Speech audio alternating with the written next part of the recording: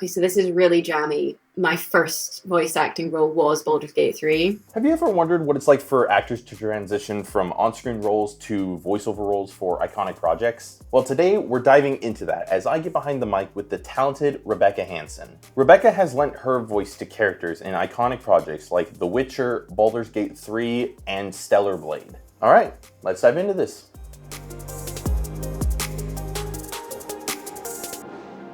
So, Rebecca, you've had a pretty interesting career so far. You've worked in feature films, television, video games, and animations. But first thing I want to know is, do you have any funny or embarrassing moments that you can recall from your recent projects, really? There's always so many silly moments. There's a hell of a lot of laughter. I was trying to think of I think one of the strangest afternoons I had was on a recent animation I was doing. I had to do a bunch of lines where she's got her mouth full and is trying to speak whilst eating.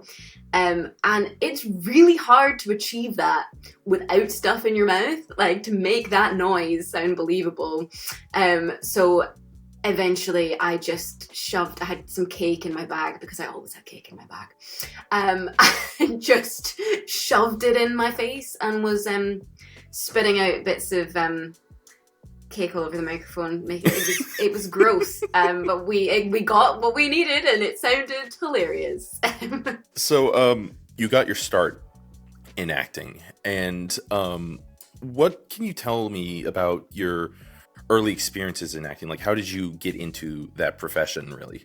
Yeah, it's an interesting one. I didn't go down any kind of logical pathway.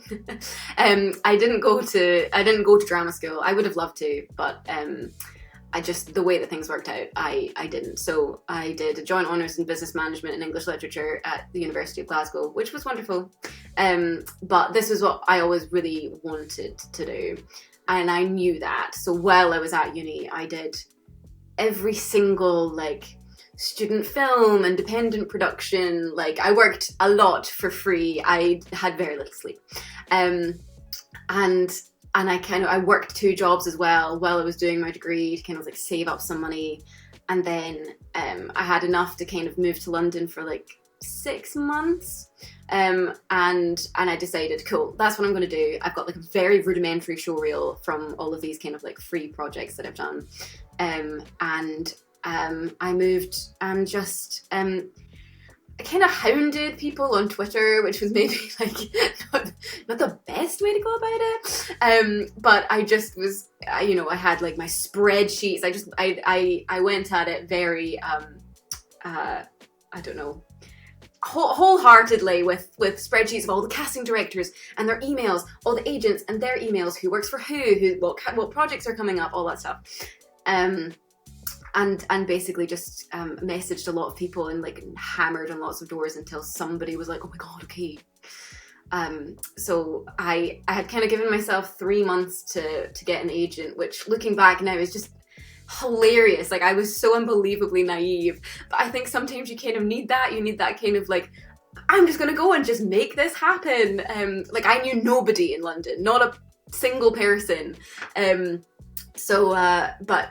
on the last day of the 3rd month, I got a message back from an agent on Twitter being like, are you represented? Would you like to come in for an interview? So that worked out very well. And then from there, I kind of, landed little parts and kind of slowly built it up. Yeah. What was your first voice acting role that you secured, and how did that come about? Okay, so this is really jammy. My first voice acting role was Baldur's Gate 3. Which I am fully aware that that's ludicrous, that was the first thing, and I do not take it for granted, and I am insanely grateful. Basically, I wasn't doing voice acting, and one of my friends, who I am incredibly grateful for to this day, was like, you love putting on silly voices and playing characters and all that, you should look into voice acting. And I was like, no, I don't know, that's really my thing. And eventually, after him hounding me, I was like, okay, fine, I'll get a voice reel done. And I was very lucky to kind of I went with Crying Out Loud Productions, who are fantastic, and they're linked to Damn Good Voices, who are now my agency. yeah, so they signed me, which was very lucky. And you know, I didn't get a job for maybe the first like 6 or 7 months after being with them, so I was very much like, well, that was a waste of time. And then I just got this audition through for Baldur's Gate, and happened to land it, which was very lucky. Like, how did you balance your skill transfer with acting and voice acting? Like, what was like the difference that you noticed? The background and kind of like screen acting gives you the ability to, you know, say lines as naturally as possible, so that's fab.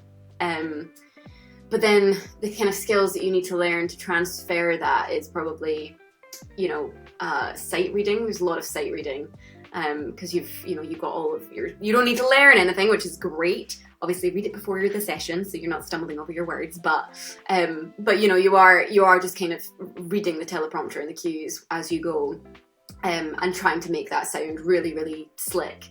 So that was definitely a skill that you kind of had to hone. But it was really fun that I got to do like motion capture as well as, you know, as a first voice job, because then that's kind of almost like that middle ground between, you know, like live acting and voice work, and then you've got the mocap in the middle. So I felt like I kind of went like this, which was quite a nice transition in. Yeah. How often were you securing voiceover and acting work? It varies drastically all the time. Yeah, I mean, there's definitely been years where I was skint. Like, I've done, you know, lots of other kind of little jobs to pay the bills and all of that stuff, and then it's only kind of in the past 5 years that I've managed to like just do the acting and kind of, you know that there's something else coming up and it will be okay. Long may that continue. I feel like with the voice work is wonderful because you don't have to look a certain way. You know, you can, so long as you can do the voice, you can actually voice like 3 different characters, or 20 in the case of Baldur's Gate.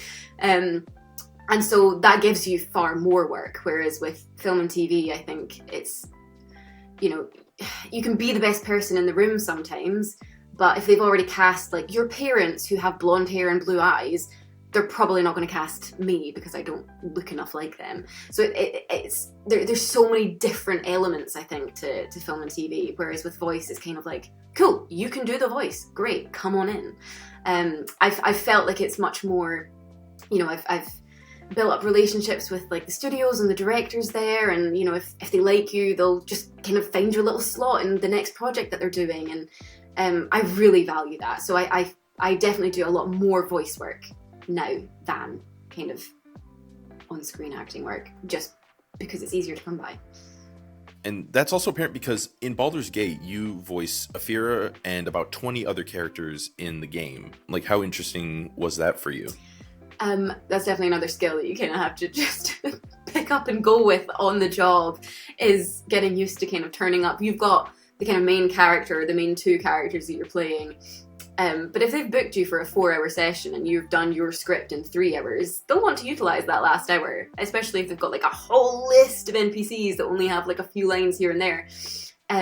So that's very much a case of, you know, oh cool, you've done your bit, right? Who else have we got to record? Let's go through the long list. Can you do like a northern goblin? And you're like, yeah, sure, let's go for it. And you just kind of have to have no inhibitions and just do it on the spot, which can sometimes be a bit nerve-wracking. But thus far, my experience has been that everybody is incredibly supportive, and we have a laugh. And you know, if you mess it up, you just brush it off and do it again. Yeah. With Baldur's Gate, motion capture and face cam capture is a big part of that. Was that something you had to learn separately, or did they help you learn on site with regards to that skill? They helped me learn. I knew nothing going in, which again is why I'm very grateful to them. Yes, no, I hadn't done kind of any motion capture, performance capture before. So yeah, but they're very, very patient, and at least with Baldur's Gate, you know, like, so for example, with The Last of Us, you can watch the behind the scenes where they're literally in this like arena and they're going around with these suits on and kind of performing the scenes. Baldur's Gate wasn't quite like that. it was very much, we were in like a contained booth with our kind of teleprompter cue, and I would start my lines and have to kind of be in one position. I could kind of move around in that spot a little bit, so long as by the end of the line I settled back into that exact same position, just so that the animators can put it all together seamlessly. So I didn't need to. I didn't need to kind of learn the how to encompass like a large arena space. It was more learning how to naturally, begin in a stance and end in a stance without it looking as though you've just kind of gone, and now I'm here and back to this pose, so that was, but they were great at kind of teaching me the ways, and what looks natural, like what might feel a bit strange, but actually when you look at it animated, it looks really good. So yeah, they were I learned on the job, basically. Yeah. So there's another project that you also utilize face and motion capture whilst also doing voiceover, and that's Stellar Blade. So you play the role of Eve in Stellar Blade, and it's also a dubbing project as well, if I'm right, because it's originally in Korean. What was your first dubbing experience like?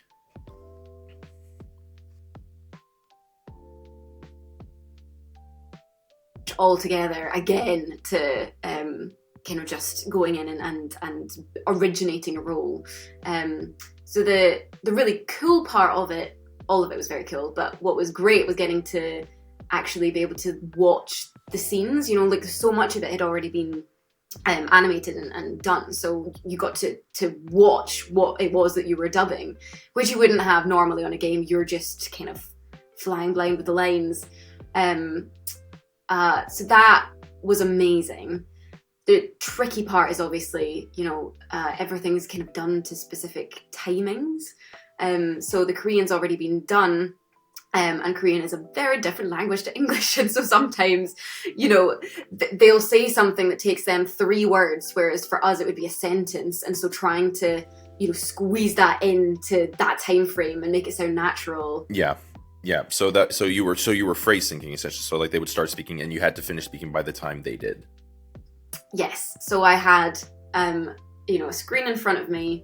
I had the scene playing. I had my lines on the bottom. I had a bar going across telling me when to start speaking, and then 2 grey lines coming in telling me when I need to stop speaking by. So it's quite a lot to watch at the same time as like performing and making it sound natural. So yeah, but it's with a big kind of like helmet on and a camera in your face. So it's a lot of moving parts. Yeah, because it's especially difficult when you're trying to just like match things up, and then like maybe if something goes wrong, you might just need to do it again. So how does like voice acting and dubbing for video games differ from some of the other mediums you've already done voiceover work for? So for example, like animation. Doing animation where you're just originating a part is a lot more free. Like you could kind of give like a few different takes of a line with different lengths, and that they'll just pick one and animate around it. So the freedom that you have is greater. Whereas if you are dubbing something, you're having to already listen to like the tone of the original performance and kind of match that. You're having to tweak the script maybe if it doesn't quite work, and then you're having to obviously say things either kind of really fast or really slow, but make it sound like that's totally normal and was always meant to be the case. So yeah, I think it's a different kind of creativity. It's more like problem solving with dubbing, and a bit more freedom with just originating a character. But both are very fun. Yeah. Yeah. And because you seem like, as well as being like a passionate actor, you also seem like a very passionate voice actor, and that's also evident from your TikToks, which I've watched through, because you've done a TikTok about a week in the life of a voice actor, and then also like how you became a voice actor. So like building kind of off of that, like what would you say are your top 3 tips for aspiring voice actors? It kind of depends what, like, your starting point, what my 3 kind of tips would be. Like, if you're starting from, you know, completely having never done acting before, then obviously my 3 tips would be, you know, definitely go to some kind of acting workshops, maybe find like a mocap workshop, and get that voice reel and email as many agents as possible. If you are an actor and you've got a voice reel and you're trying to kind of get into the groove, I would definitely look up most of the studios have in-house casting directors, and I would definitely look them up, and just drop them an email. Don't hound them like I did when I first moved to London. It's not a good idea. But you know, putting yourself out there it can't hurt. And the studios are really busy at the minute, and the games industry is really, you know, taking off. I think in a way COVID kind of helped it, because so many people got into games because, you know, we were at home and it's like, right, well, let's try this. So there's loads of projects going on, and there's so many kind of parts that need cast. So even if it's, you know, like a bit part that's like takes an hour to record, you might as well just email and be like, I can do that. So yeah, persistence and also having other things that you enjoy is often my main piece of advice, because I definitely, when I first moved, I put like a lot of my eggs in one basket and got very like frustrated and, you know, upset sometimes when things weren't totally going to plan. Whereas, you know, if you've got just other things that bring you joy and other skills and hobbies and everything, then it doesn't seem kind of all encompassing, which is healthy. Yeah. And speaking of which, like, because do you, like, when you're not doing voice acting work or acting work, like, how do you pass the time? Do you have any hobbies or any like way that you like separate the two? My main hobby at the minute is researching my family tree on ancestry.com, which sounds really boring, but it's so much fun. Like, but I love history and I love stories, and so I think, you know, researching, you know, 1800s census records and finding people's birth certificates and marriage certificates and piecing families together and like working out, you know, what happened to that person and everything. I love that. So I have spent hours and hours and hours scrolling through old documents, and I have a great time. I also really enjoy, I play D&D, which I know is still on the acting side of things, but it's for me. Like, it has nothing to do with, you know, it's not affiliated with any kind of work thing. It is just with my friends, and that's actually a great way.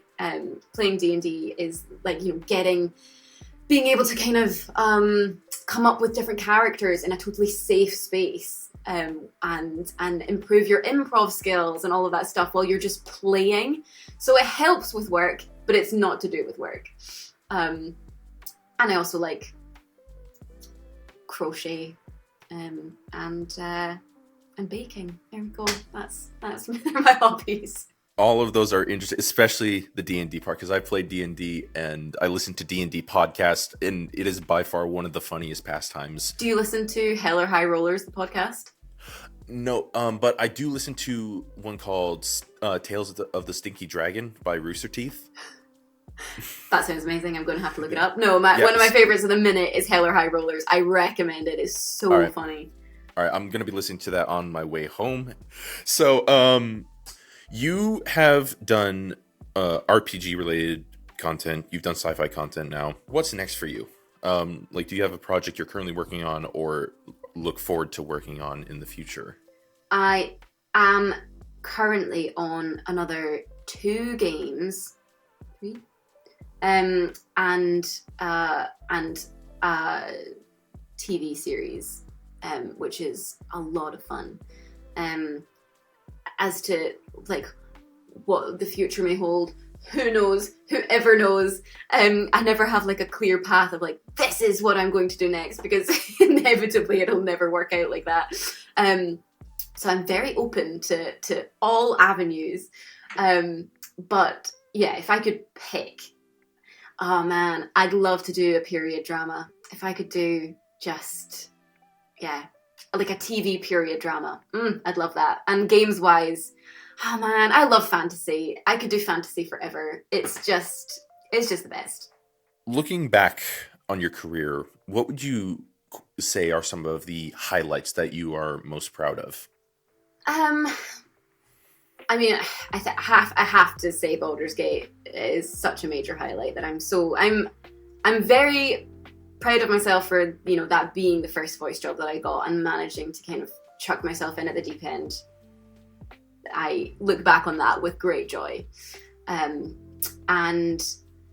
yeah, first film as well, Drowning of Arthur Braxton. Like, that is a very, that lives in a very happy bubble in my mind of like those 3 months where I was just on an absolute high of like, oh my God, I'm here, like, and I'm getting to play this amazing character and work with these lovely people.